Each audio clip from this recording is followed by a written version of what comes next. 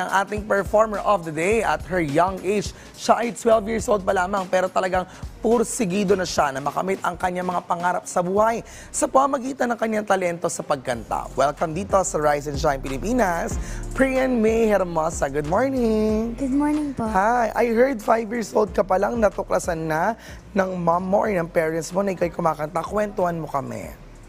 Yes po, 5 years old pa lang po ako, kumakanta na po ako.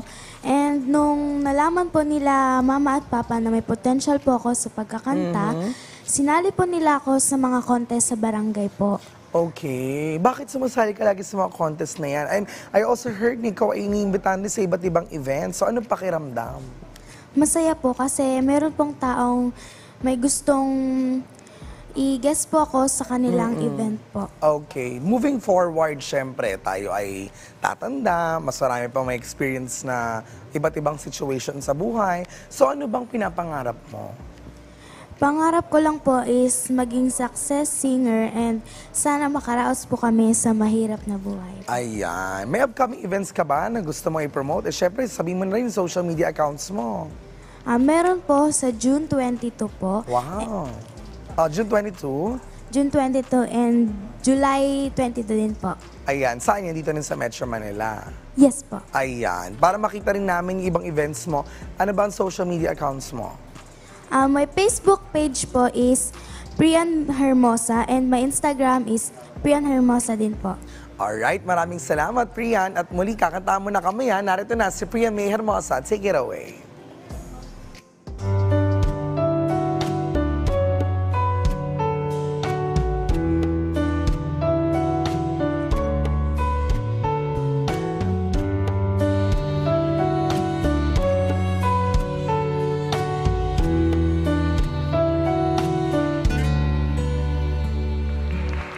Kaya namang makayanan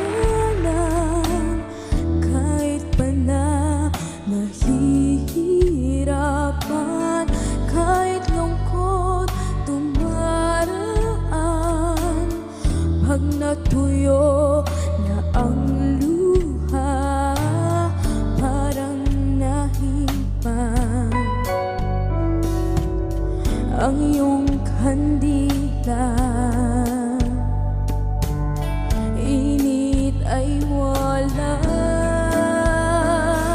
hindi ba pangako mo nung unang tiwala'y iingatan?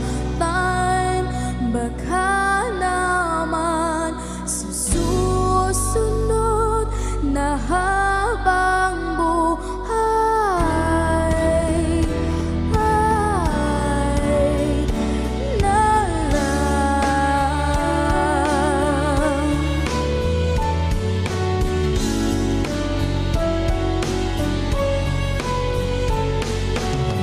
Di talaga inasahan magkagulot, magkagulatan, tahanan pinagbaguran. Sana napunta, hindi pa pangako mo nung una, tiwala'y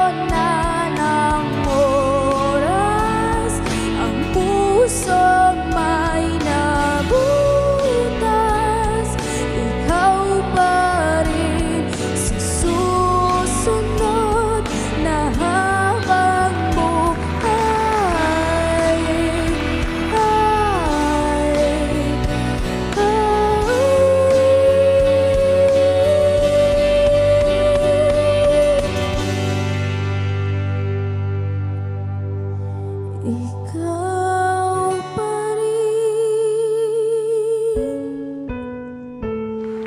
ang pipiliin kong mahalin sa susunod na